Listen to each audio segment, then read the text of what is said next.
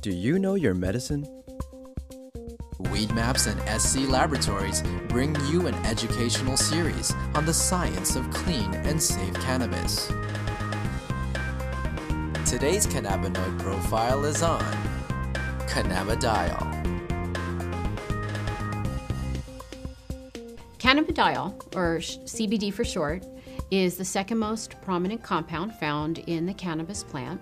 A lot of the medical benefits of cannabis that are attributed to THC or other cannabinoids are actually due to the CBD content of the cannabis. It has very strong anti-inflammatory properties. And not only does it help suppress inflammation, but there was a study that showed that it also helps the body to not make the chemical that causes inflammation, so it actually has somewhat of a preventive role.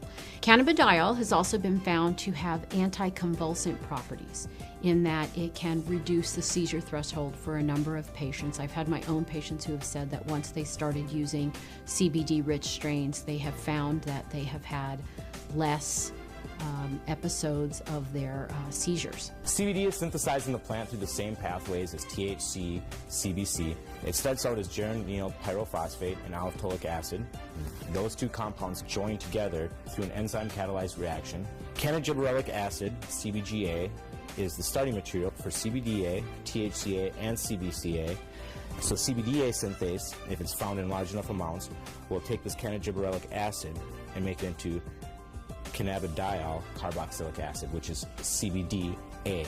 CBDA is CBD with a carboxylic acid attached to it.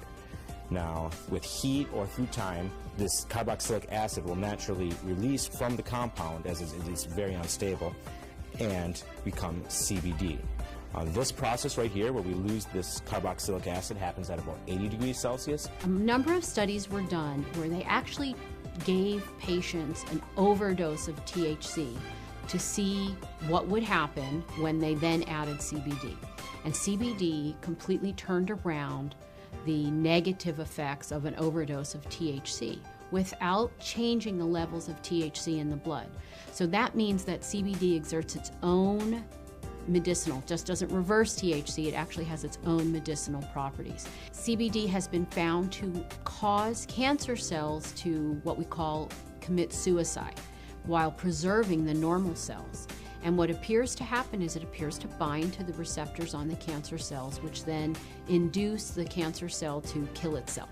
Cannabidiol has also been found to be what we call biphasic in terms of sleep. So at low doses, it's what we call alerting. It kind of keeps you awake. At higher doses, it can be very sedating and cause you to sleep. But what's nice about that is you can control whether or not you are alert or you're feeling tired. When I started testing cannabis about 2 or 3 years ago, we saw virtually no high CBD plants. Almost every plant we tested was high in THC, anywhere from 10% to 20% THC, with some outliers on either end.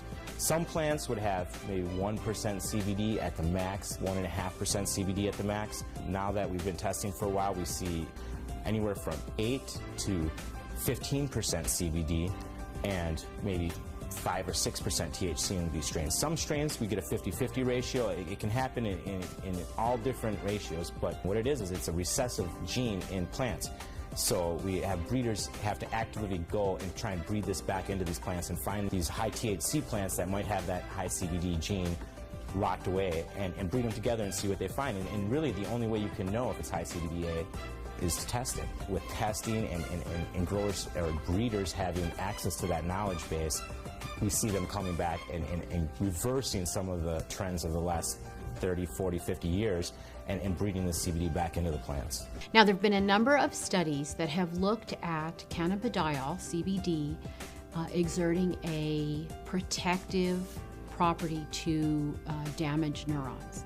And it appears that in the studies, CBD protects the nerves by inhibiting the process by which nerves are damaged. CBD has also been shown to protect against a brain injury.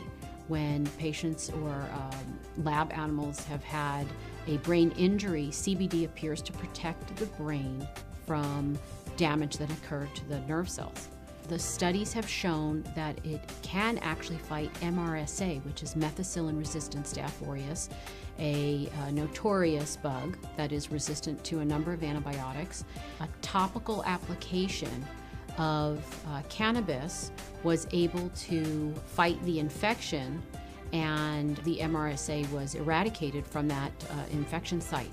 SC Labs tests for CBD with a high-performance liquid chromatograph, also known as an HPLC.